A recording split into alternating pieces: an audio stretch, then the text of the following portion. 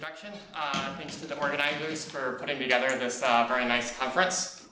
So today I'm going to give an overview of several recent works concerning Liouville quantum gravity with central charge between 1 and 25. So this is a topic which is maybe tangentially connected to the themes of the workshop. So it has some speculative connections to gauge theory, which I will discuss in the course of the talk.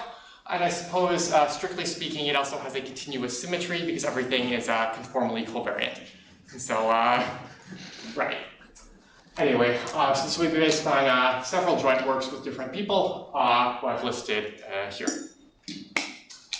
Okay, so there are several different ways of defining Liouville quantum gravity, which is a sort of canonical one-parameter family of models of random fractal surfaces. Liouville quantum gravity can be defined for various underlying Riemann surfaces, such as the sphere or the torus or the plane or what have you. For the purposes of this talk, for concreteness, we're going to focus on Liouville quantum gravity surfaces with the topology of the disk. One possible heuristic definition of Liouville quantum gravity is the following. So for a Riemannian metric tensor G on the unit disk, we let delta sub G be its associated Laplace-Beltrami operator. And we say that a Liouville quantum gravity surface with central charge C, so here the C is going to be the parameter for our one-parameter family of models of random fractal surfaces, is the random Riemannian manifold parameterized by the disk, where its Riemannian metric tensor is sampled from the quote-unquote uniform measure on all possible Riemannian metric tensors, weighted by the Laplacian determinant to the power negative 26 minus C over 2. Okay, so there are a few problems with this definition. Maybe the most obvious is that there's an infinite dimensional space of possible Riemannian metric tensors on the disk, and so it doesn't make sense to talk about the uniform measure on Riemannian metric tensors. Also, this Laplacian is an operator on an infinite dimensional space, so it doesn't really make literal sense to talk about its determinant. But nevertheless, there are still ways of making rigorous sense of these Liouville quantum gravity surfaces, which I will discuss shortly. Okay. So, Liouville quantum gravity surfaces. Liouville quantum gravity has kind of two distinct phases. The better studied phase is the subcritical case, which also includes the critical case, corresponding to central charge greater than or equal to 25. Okay. So in this case, instead of the central charge parameter, in a lot of literature, it's more common to use the parameters Q and gamma, which are related to the central charge by these formulas here, which perhaps look familiar to you if you've looked at Liouville quantum gravity previously. In this case, there is kind of an alternative heuristic definition, which is believed and in some cases proven to be equivalent to the heuristic definition on the previous slide, which says that the Riemannian metric tensor associated with Liouville quantum gravity, it should be given by e to the gamma phi times the Euclidean metric tensor, where here phi is a variant of the Gaussian free field on the disk. So phi is a certain random generalized function on the disk, which locally looks like the Gaussian free field. To be a little bit more precise, phi should be sampled from the quote-unquote uniform measure on functions weighted by the exponential of the Liouville action. But for our purposes in this talk, we're going to be mostly interested in kind of the local behavior of Liouville quantum gravity surfaces. And so the particular variant of the Gaussian free field that we have here is not going to be so important. Okay, but as in the case of the previous slide, there is a problem with this definition, which is that phi is a generalized function. So it's something that you can integrate against a smooth test function, but it doesn't actually have well-defined point-wise values. And so the exponential of phi does not make literal sense. However, this definition is sort of easier to make rigorous sense of than the definition on the previous slide, because what we can do is we can just take a family of continuous functions, phi sub epsilon, which approximate phi. Look at these Riemannian metric tensors where we replace phi by phi epsilon. Look at objects associated with those Riemannian metric tensors, and then take a limit as epsilon goes to 0. Okay, so for example, using this method, one can define the volume form associated with this Riemannian metric tensor, which is a random measure on the disk, which can, heuristically speaking, be thought of as e to the gamma phi integrated against Lebesgue measure. And you can also define the Riemannian distance function associated with this g, which can be thought of as which is sometimes called the Liouville quantum gravity metric. So in the subcritical case, these Liouville quantum gravity surfaces, they can be rigorously defined as random metric measure spaces parameterized by the disk, and they have the same topology as the metric just induces the Euclidean topology, but the geometry of these subcritical Liouville quantum gravity surfaces is very different from the Euclidean geometry. For example, the Hausdorff dimension is strictly larger than 2. So they're kind of geometrically these Liouville quantum gravity surfaces have dimension larger than 2, but topologically they're still two-dimensional objects. And this picture is a simulation of a Liouville quantum gravity metric ball. And then the second picture is a simulation of a Liouville quantum gravity surface, which has been drawn in three-dimensional space in such a way that distances in the LQG surface are kind of as close as possible to distances along this three-dimensional shape. This is kind of a visualization of the LQG metric space. So you can see that it's a very rough fractal sort of object, but nevertheless it's well defined and fairly well understood. And moreover, it has connections to lots of other interesting topics in probability, such as SLE, conformal field theory, random planar maps, random permutations, and other things. Okay. So in this talk, we're going to be primarily interested in the so-called supercritical case, when the central charge is between 1 and 25. Okay.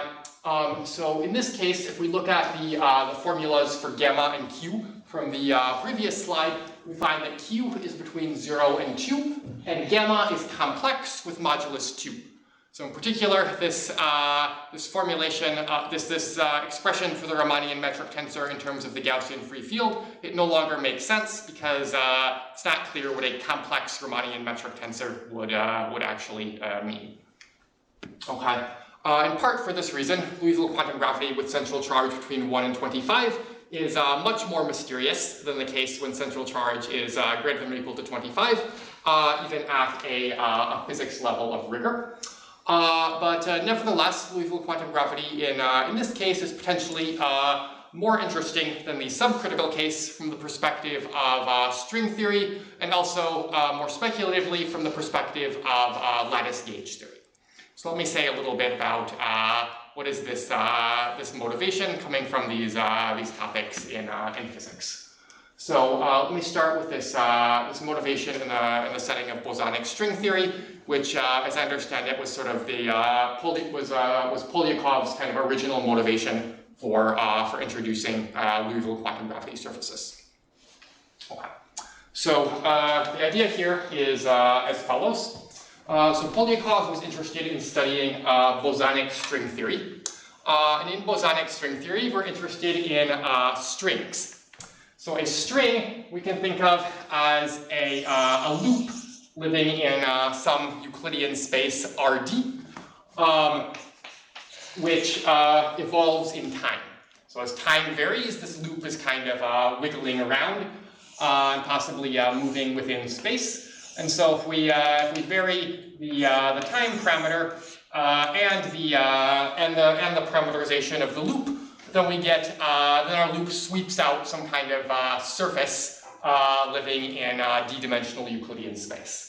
Now, this is not like a properly immersed surface or whatever. It's allowed to have self-intersections. Okay, and this sort of surface drawn in d-dimensional Euclidean space is sometimes called a world sheet. So Polyakov Polyakov wanted to develop a concept of sort of integrating over all possible world sheets that a string could trace out. Kind of analogous to the Feynman path integral, which is like an integral over all possible trajectories that a single particle could take. And if you're going to integrate over all possible world sheets, you need some kind of measure on surfaces together with a function from the surface into Rd. Right? Because you know, if you're going to be integrating, there had better be a measure to integrate with respect to. And so, if we're going to integrate over all possible surfaces together with a function from the surface into Rd, then kind of the marginal law of the underlying surface, it should be kind of like the uniform measure on surfaces, counted according to the number of possible functions from the surface into Rd. And kind of the idea is that this determinant of the Laplacian to the power -d over 2, like we see in the heuristic definition of LQG from the first slide, this is the partition function of d-independent Gaussian free fields. Okay, and so if we think of our function from the surface into Rd as like a d-tuple of independent Gaussian free fields on the surface, then this determinant of Laplacian to a power, it should be, we can think of it as kind of counting the number of possible surfaces, number of possible functions from the surface into Rd in some heuristic sense. Okay, and so we therefore arrive at Liouville quantum gravity with d equal to 26 minus c. Because remember, in the heuristic definition of LQG, we had Laplacian determinant to the power -26 minus c over 2. In particular, if d is a integer greater than or equal to 2, which is probably what we would want it to be if we're going to be talking about, you know, strings evolving in d-dimensional Euclidean space, then c is going to have to be less than 25, and so we're in the supercritical case of Liouville quantum gravity. So kind of supercritical Liouville quantum gravity is, even though it's kind of much less well studied than the subcritical case, is actually the case which is kind of maybe more relevant in string theory. And the determinant is the theta function or universe determinant? Well, everything is sort of heuristically defined anyway, because this is the you know, like the radon-Nikodym derivative with respect to the uniform measure in an infinite dimensional space. And so, you know, we're not worried too much about how we actually define the Laplacian determinant, but there are some places that actually make rigorous sense of Laplacian determinants in this sort of setting, and there the zeta regularized Laplacian determinant is the proper one to use. Okay. So, as kind of a secondary motivation related to this first one, is that as we've seen in some of the talks yesterday, Wilson loop observables in lattice gauge theory can be expressed as sums over certain surfaces which are drawn in ZD. Okay? So it's kind of natural to wonder whether these surfaces that appear in these these sums over surfaces in lattice gauge theory might have some connection to supercritical Liouville quantum gravity, which is supposed to be, in some sense, the canonical measure on surfaces counted according to the number of ways of drawing the surface in Rd. In order to hope to have some connection to Liouville quantum gravity, one would want to take the gauge group to be U of n, say, and then send n to infinity. The reason for this is that when we define Liouville quantum gravity, we always look at things of fixed genus. Whereas if you have a finite n in gauge theory, then the sum over surfaces is going to be is going to have non-trivial contribution from surfaces of like arbitrarily large genus. So you have to send the n in the u of n to infinity in order to get a fixed genus.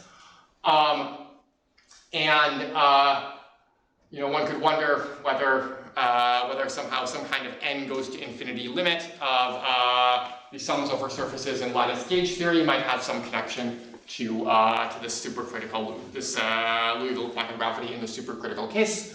But kind of a key difficulty with making such a connection is that in the setting of supercritical Liouville quantum gravity, we're always looking at positive measures.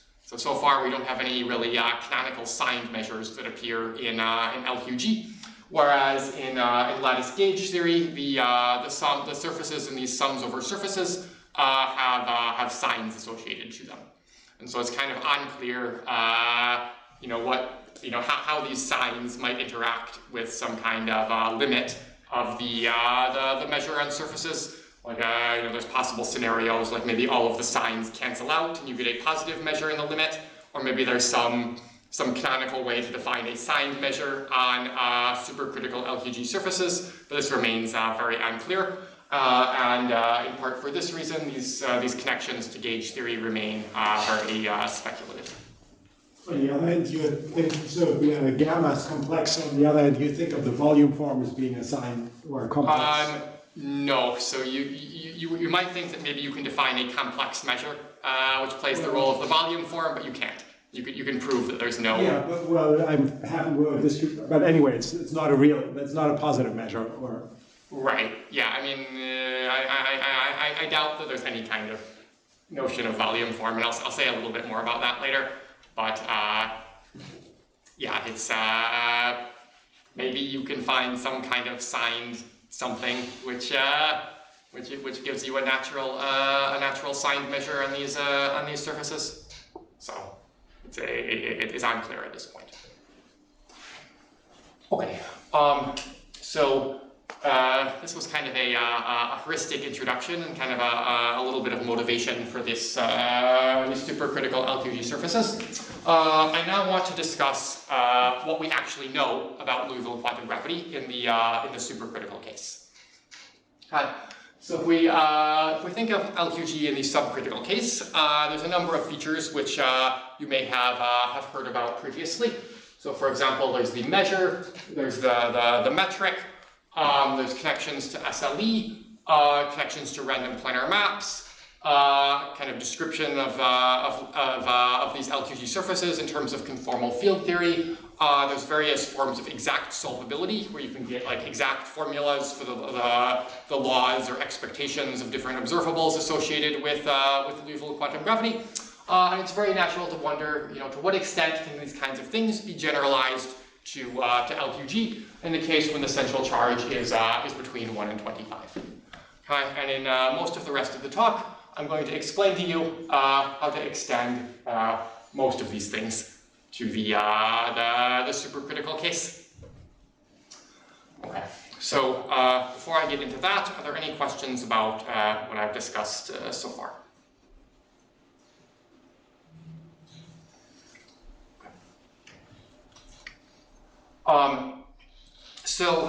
Let me begin by discussing a kind of a way of giving a rigorous definition to Liouville quantum gravity surfaces, which takes into account kind of conformal changes of coordinate. Let's suppose that U and U tilde are two open domains in the plane, and phi is a generalized function on U. We're always going to take to be some variant of the Gaussian free field. Okay, let's let F be a conformal mapping, and let's consider the function phi tilde, or the generalized function phi tilde on U tilde, which is the pullback of phi under F plus this harmonic function q times the log of modulus of F prime. Then we define an LQG surface with central charge C to be an equivalence class of pairs U comma phi, where two pairs are declared to be equivalent if they differ by a conformal mapping F as above.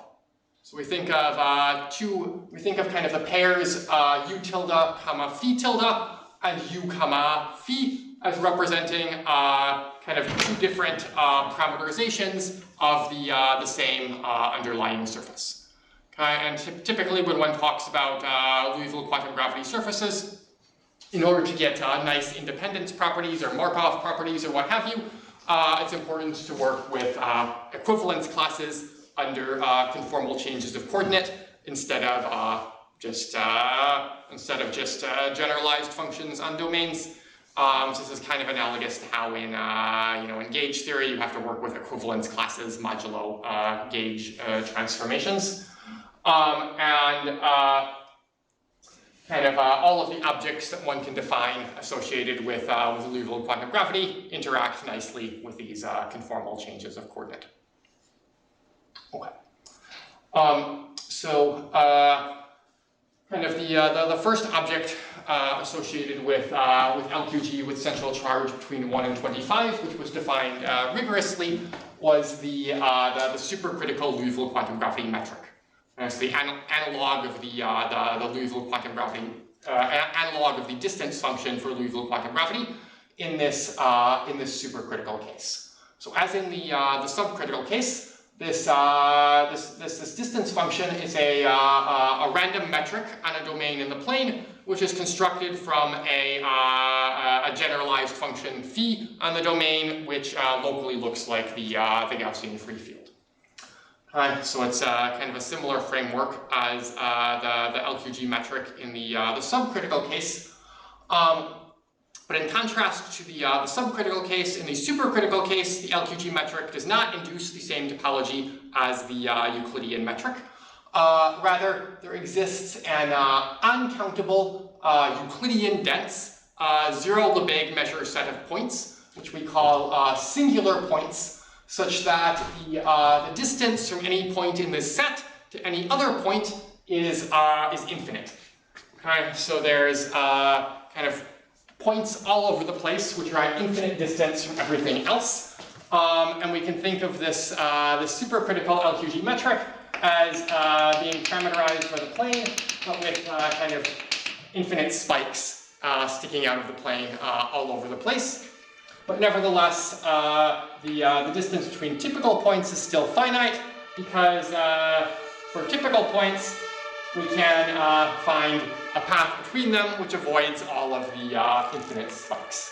But this is for Lebesgue typical points then? Yeah, Lebesgue typical points. Do you have a bound the dimension of this? Yeah, it's roughly, the set of singular points is approximately the set of Q thick points of the field phi. And so its dimension is, Euclidean dimension is 2 minus q squared over 2. Okay. Right, so it's a couple of consequences of this existence of singular points. What would happen with the complex gamma? When you define the metric in the subcritical case, what you want to look at is e to the gamma divided by d gamma times phi, where this d sub gamma is the dimension of the metric space.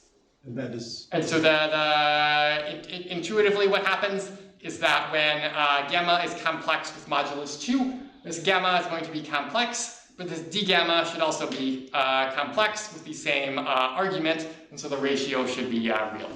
Okay. So that's kind of the story for why the metric can be defined. Okay. So as a consequence of this existence of these singular points, the supercritical LQG metric balls, they have a positive Lebesgue measure, but empty Euclidean interior. This picture here is a computer simulation of a supercritical LQG metric ball. As you can see, it's a very rough object. It has holes all over the place, which is related to the fact that it has empty Euclidean interior. Yeah, it's just a very strange looking object. Also, one can show that the supercritical LQG metric space has infinite Hausdorff dimension.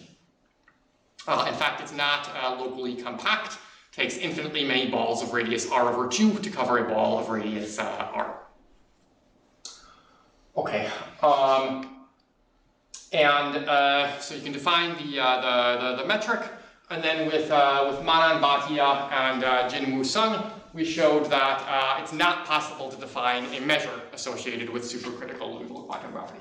So there's kind of no analog of the LQG area measure in the supercritical case. And a little bit more precisely, it's not possible to define a measure which is both locally determined by the field and compatible with the LQG coordinate change rule.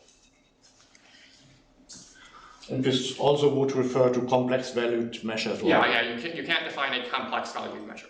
It does not rule out the possibility of a complex valued distribution or something like that.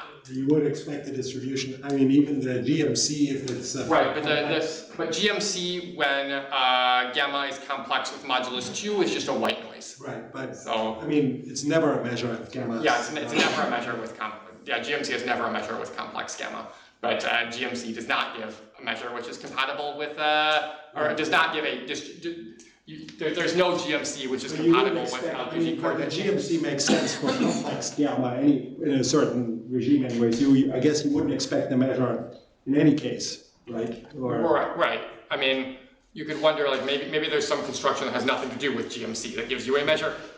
Because we already know that GMC does not give you a measure in the case of supercritical, or does not give you any object which interacts nicely with supercritical LQG, because complex gamma with modulus 2 is in the regime where complex GMC is degenerate, but this rules out, also other possible constructions of a measure which are not complex GMC. Right.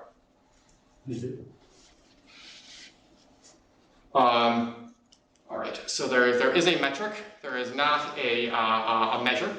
And I next want to say a bit about how LQG in the supercritical phase is connected to SLE. Okay. So one of the most fruitful approaches to LQG in the subcritical case in the past 15 years or so has been studying its connection to the Schramm-Lohner evolution curves. And turns out that some such connections can generalize in a very nice, clean way to the supercritical case as well, as I will now discuss. Okay. So when we work with when we look at the connections between LQG and SLE, it's very important to be working with sort of exactly the right type of LQG surface, meaning we need kind of exactly the right variant of the Gaussian free field in order to get kind of exact independence properties when we cut our LQG surface by an SLE curve. In the case of LQG surfaces with the disk topology, this special LQG surface that we want to work with is what's called the Liouville quantum gravity disk. Okay. So we can think of this as just being sort of a minor modification of the free boundary Gaussian free field on the unit disk. I'm not going to give the precise definition here. It's a little bit ugly, but you can just think of it as a certain variant of the Gaussian free field. Locally, it looks like a free boundary GFF, and describes the scaling limit of random planar maps with the disk topology. And for our purposes, kind of a very crucial feature of these LQG disks is that they satisfy a rotational invariance property. Okay, and this rotational invariance is not, spatial rotation. It's rotating vectors of different fields. So by this I mean the following thing. Let's suppose that we have a vector of say n fields that are sampled these fields are independent, and they're each sampled from the infinite measure on LQG disks.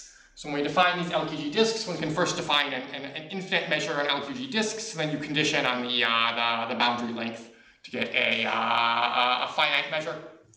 And what happens is if we have an n tuple of samples from infinite measures on LQG disks, possibly with different central charges, and we multiply it by an n by n orthogonal matrix, then we get a new vector of samples from the infinite measure on LQG disks. The components will still be independent, meaning that the measure still factors as a product measure, and the total central charge is preserved.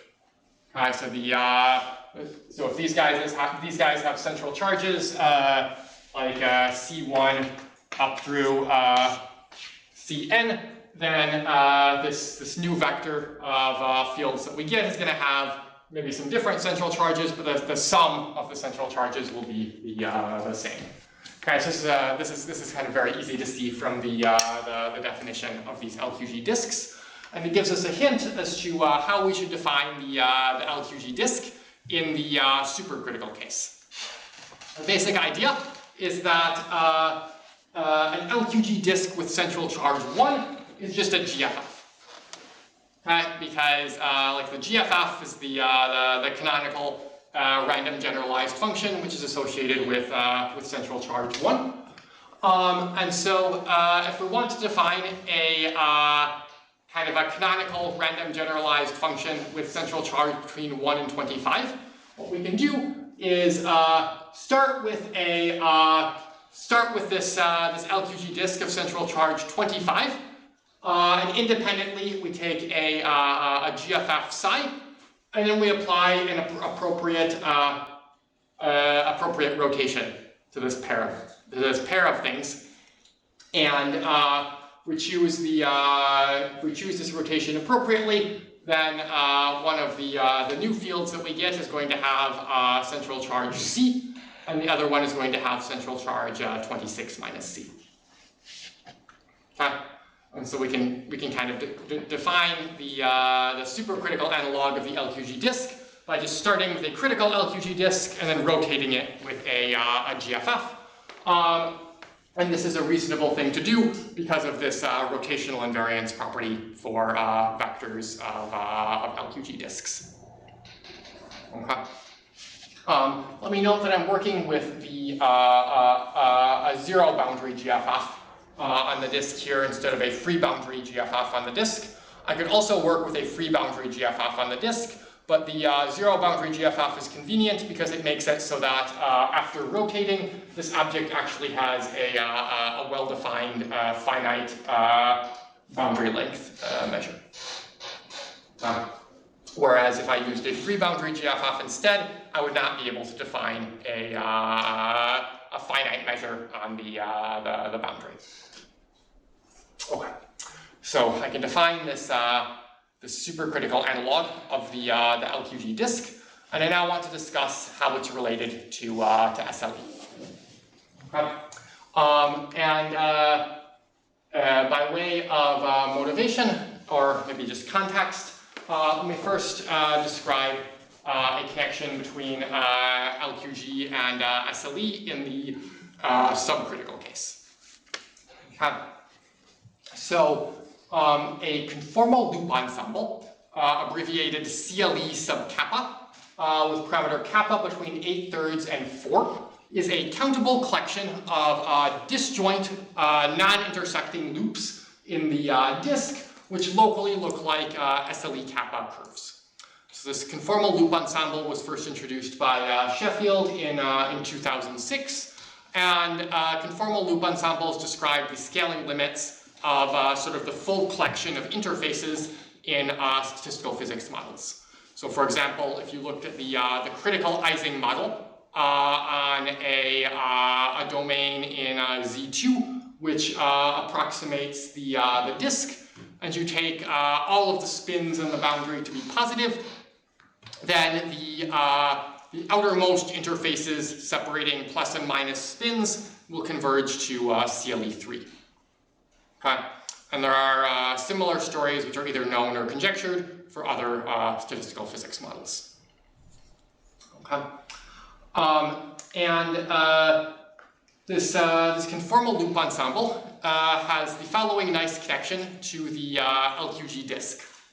So let's suppose that we sample a LQG disk of with parameter gamma between square root of 8/3 and 2, or equivalently with central charge between 25 and 26. Alright, so we have this LQG disk, which was represented by some field phi on the unit disk. And independently from phi, we're going to sample a conformal loop ensemble with parameter kappa equal to gamma squared. So we have this countable collection of countable collection of disjoint SLE kappa type loops in the disk. And then the statement is that if we look at the LQG surfaces parameterized by the loops, so that means for each of the loops we look at a conformal map F from the disk into the loop, and we do this LQG coordinate change to get a field on the disk, then the countable collection of fields on the disk that we get in this way, it has the law of a collection of independent LQG disks if we condition on the LQG lengths of the loops. Okay? So a CLE kappa divides an LQG disk into countably many independent LQG disks. So this was proven by Miller, Sheffield, and Werner for gamma strictly less than 2, and then extended to the critical case by myself and Morris Ang in a recent paper. Okay. So everybody understand this theorem statement? Okay. Then we have the following analog of this theorem in the supercritical case. So maybe before explaining the theorem statement, I want to give a little bit of context. So like if we were going to if we wanted to extend the relation between SLE and LQG to the supercritical case, maybe a natural thing to first try is to find some generalization of CLE or SLE, which is kind of compatible with supercritical LQG in a similar sense to how CLE kappa is compatible with subcritical LQG. Okay, so maybe we might want to do something like try to define a CLE with a complex value of kappa with modulus 4. Okay, because you know, in the case of supercritical LQG, we have a complex gamma with modulus 2, and so if we wanted to extend this kappa equals gamma squared thing, maybe we could try a complex gamma with modulus 4. And then, you know, once we could define such a thing, we would sample it independently from the LQG, and then we would try to prove prove an independence property similarly to what we have in the subcritical case. Okay, so this is something that I spent a long time trying to do, and I actually wrote a paper about SLE with complex kappa and investigated its properties and tried to prove some relation to LQG, but I was not successful in that program. And it appears that instead of trying to generalize SLE, the correct thing to do in order to generalize this relation between SLE and LQG to the supercritical case is we're always going to take kappa equals 4, regardless of what is the value of the central charge. But now instead of sampling the LQG and the SLE independently from each other, we're going to take them to be coupled together in some non-trivial way. And so what we show is that there exists a coupling of supercritical LQG disk with CLE4, such that the CLE4 divides the supercritical LQG into independent LQG disks. And in contrast to the subcritical case, this coupling depends on C, and the CLE4 and the LQG disk are not independent from each other, nor are they determined by each other. And so they're kind of, and sometimes they're correlated with each other, and the correlation depends on the central charge parameter. Yeah. I just have a technical question. When you talk about an LQG disk d-phi module, you're thinking of a Gaussian field phi, and then you also use the metric that you define associated, or the metric. So I mean, the metric doesn't need. You don't need a metric to make sense. So it's just a Gaussian field phi. Yeah. It's not exactly Gaussian. But it locally looks like a Gaussian free field, and it's viewed modulo. So it's a field on the disk, and it's viewed modulo like conformal coordinate change. Okay. Yeah. So what was non-Gaussian about it from what you explained? Oh, so the LQG disk field is not exactly a Gaussian field. Okay. Because you have to do some to define this LQG disk field, you start with a free boundary Gaussian free field, and you reweight its law by something, and then you also condition some part of it on something, and so you get something which Okay. Is locally absolutely continuous with respect to a Gaussian field, but it's not exactly a Gaussian field. All right. Okay. I was just wondering, so is it really, I mean, a posteriori, is it clear that this is sort of the only natural way of coupling, or is there... It's not clear that this is the only natural coupling that you could have. Okay. So in principle, there could be other generalizations of the relation between SLE and LQG to the supercritical case. Like maybe there actually is some appropriate generalization of CLE, which divides the supercritical LQG into independent pieces when you sample it independently from the supercritical LQG field.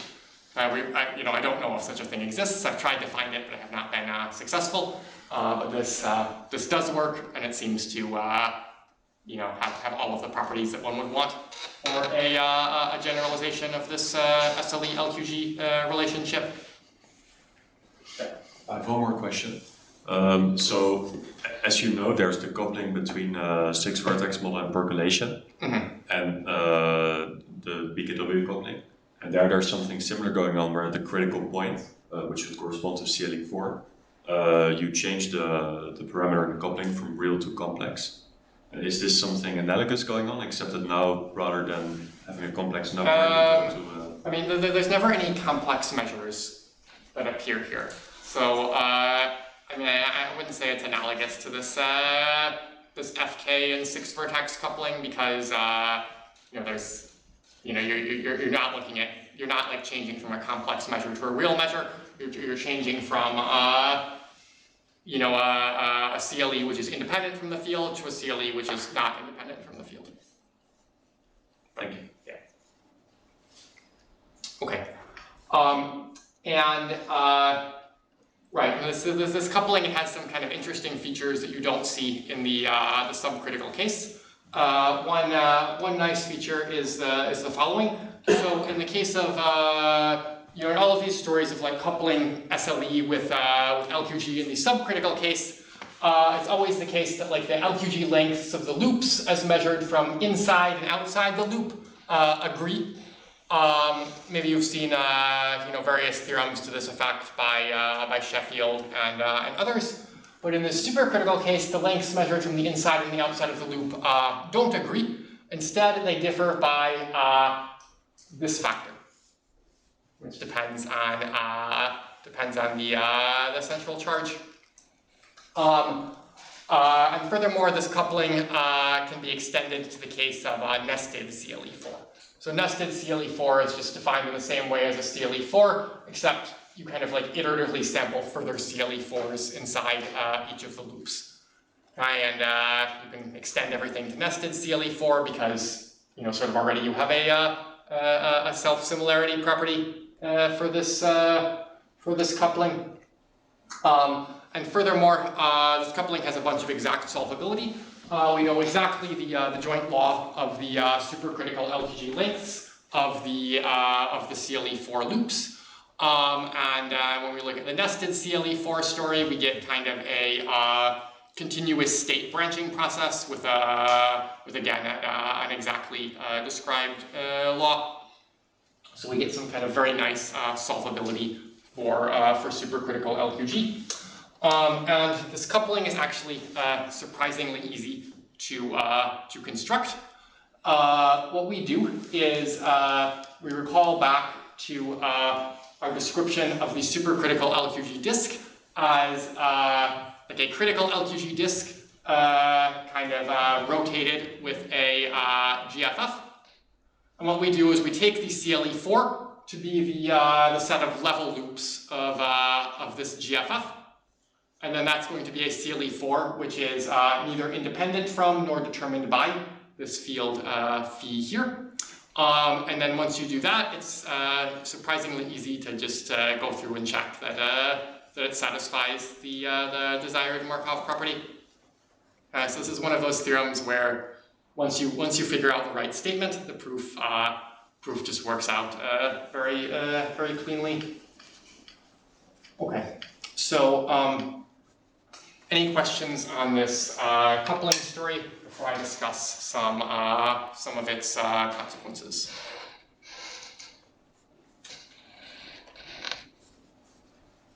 Okay.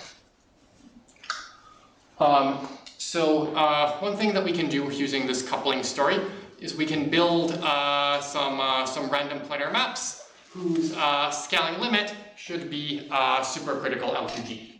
So in the subcritical setting, there's many interesting random planar map models which are either proven or conjectured to converge to subcritical LQG surfaces.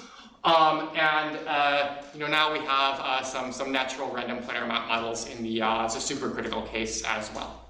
So let me describe one such random planar map model, and then I'll mention a little bit later on some guesses as to other types of random planar maps which we think also should be connected to supercritical LQG.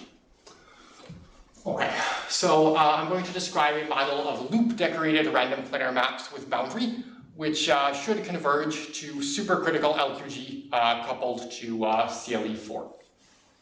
Okay, so roughly speaking, what these things are is they're maps, random planar maps decorated by the O of 2 loop model.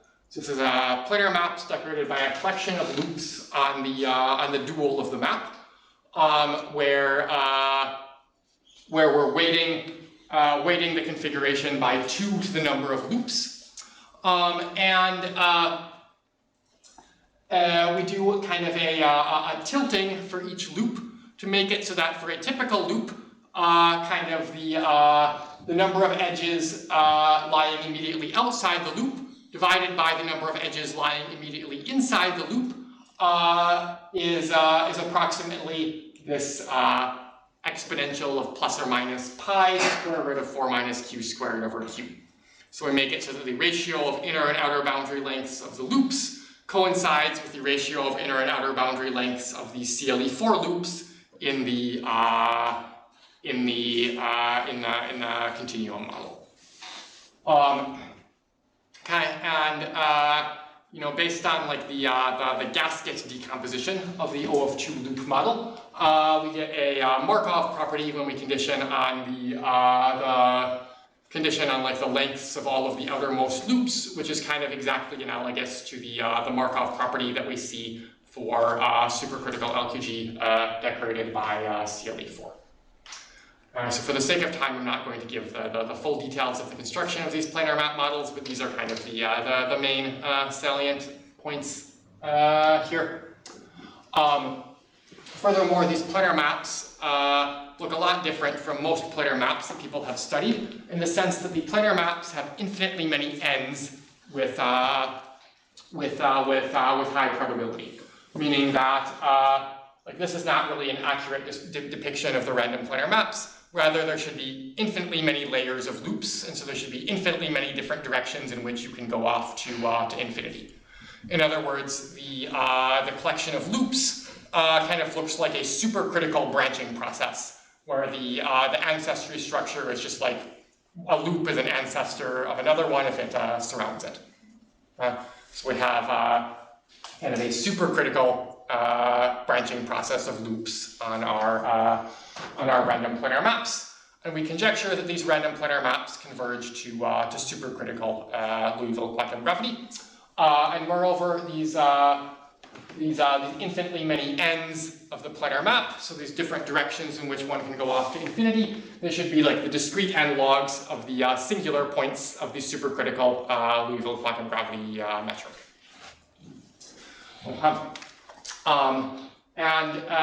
So here it's not entirely obvious what would be an appropriate topology of convergence. So you can't use Gromov-Hausdorff convergence because in the supercritical case, our metric space is not locally compact. And Gromov-Hausdorff convergence does not make sense for things that are not locally compact. Another natural thing to look at is convergence under some sort of embedding. It turns out that it is actually possible to define a variant of the Tut embedding for these planar maps with infinitely many ends, which is kind of part of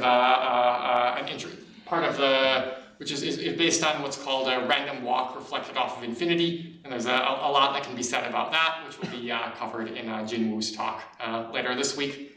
So there'll be more on how you actually can define an embedding of these things later this week.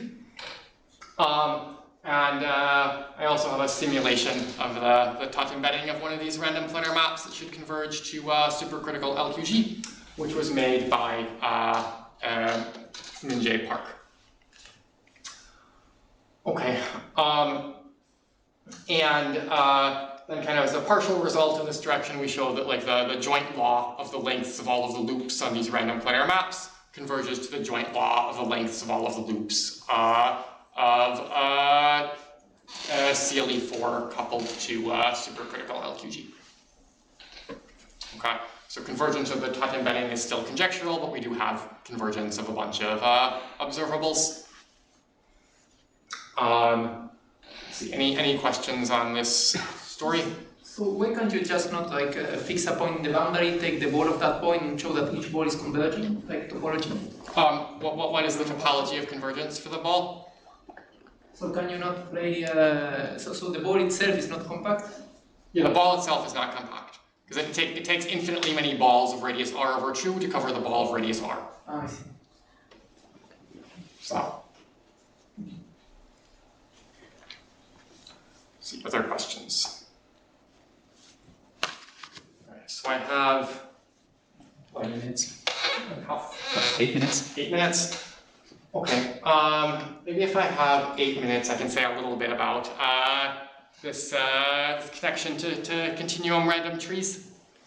So, this goes back to like the physics literature on supercritical Liouville quantum gravity. So if you look at the physics literature on this subject, you will find lots of papers which claim that Liouville quantum gravity surfaces with central charge between 1 and 25 behave like branched polymers, which basically means that these things look like continuum random trees. Okay. Now, we have this whole theory of supercritical LQG surfaces where they very much do not look like continuum random trees, right? Like certainly they do not have the topology of trees because if you remove one point, you do not disconnect the surface, okay? So you could ask, like, how can we reconcile all of these stories that say that supercritical LQG surfaces just look like trees with the story that we have, where our supercritical LQG surfaces are these infinitely spiky objects parameterized by domains in the complex plane. Kind of the reason that you can reconcile these two perspectives is that kind of all of these heuristics from the physics literature that claim that supercritical LQG surfaces look like branched polymers are based on looking at finite random planar maps. So they take random planar maps with a fixed number of edges. They do some weighting on these random planar maps, which they think should make them look like discrete analogs of supercritical Liouville quantum gravity, and then they study the behavior of these weighted random planar map models. But in particular, they're always looking at planar maps with like a fixed number of edges or a fixed number of vertices or something like that.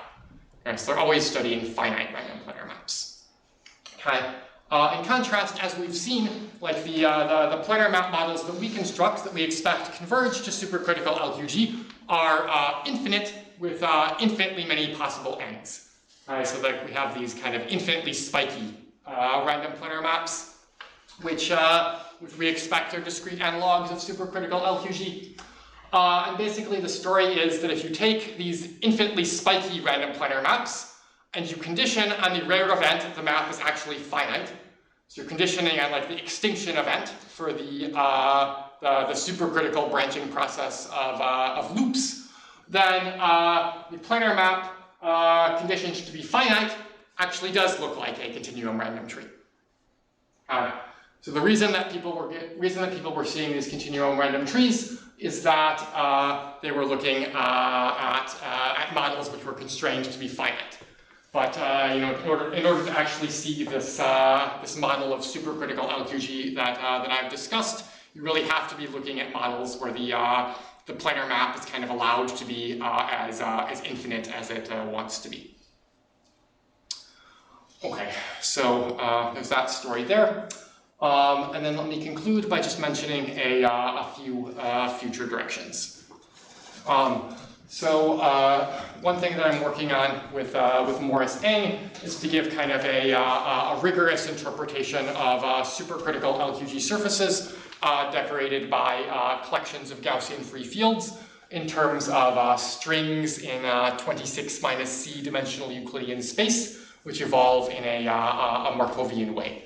We give kind of a rigorous story connected to this original Polyakov string theory story. Another very important question, which I've alluded to briefly earlier on in the talk, is to determine whether whether supercritical LQG surfaces have any connection to these sums over surfaces that appear in lattice gauge theory. And this seems to be quite speculative at this point, but there's a lot of experts on lattice gauge theory in the audience, so maybe somebody has some ideas. Another interesting direction is to kind of construct additional random planar map models that might be related to supercritical LQG. One natural thing to look at is planar map models decorated by 26-c independent discrete Gaussian free fields, because this is kind of the exact discrete analog of Polyakov's original story about strings evolving in 26-c dimensional Euclidean space. And we could ask, like, is there some canonical infinite version of these planar maps decorated by 26-c GFFs, where the map is allowed to have infinitely many ends and so forth? Because if we just looked at finite planar maps decorated by a bunch of GFFs, then they would converge to trees. Because of this general principle that when you constrain things to be finite, in the supercritical case, you just get trees. Okay, another model which I think should have some connection to supercritical LQG is planar maps decorated by the four regular planar maps. So planar maps where each vertex has degree 4, decorated by the 6-vertex model, where we weight by capital C to the number of alternating vertices, where capital C is related to the LQG central charge by this formula here. This is I'm currently working on studying these maps and their potential connections to LQG with Andrew L.V. Price and Min-Jae Park. And then another very interesting question is to determine whether there are any special values of the central charge in the supercritical case. Okay, so in the subcritical case, central charge 26, which corresponds to gamma equal to square root of 8/3, is a very special value, because this is the one that corresponds to the scaling limit of uniform random planar maps. And in that case, there's kind of a bunch of extra solvability properties that one does not have for general values of the central charge. And it's very natural to wonder whether there's kind of any special central charge values between 1 and 25. And in fact, there's a large body of work in the physics literature from the 1990s by Gervais and collaborators, which suggests that there's something special when the central charge is 7, 13, or 19. Okay, so for these special central charge values, Gervais has some story where you look at quantum groups, and there's some special sub-algebra of the quantum group that's closed under some algebraic operations in these special cases, but it's very unclear how to interpret any of that probabilistically. So it would be extremely interesting to find a probabilistic interpretation of this work of Gervais, or alternatively to just find something special for these central charge values in the probabilistic framework. So there's still lots of interesting open questions about this supercritical LQG stuff. So let me end the talk there. Thanks everyone for listening.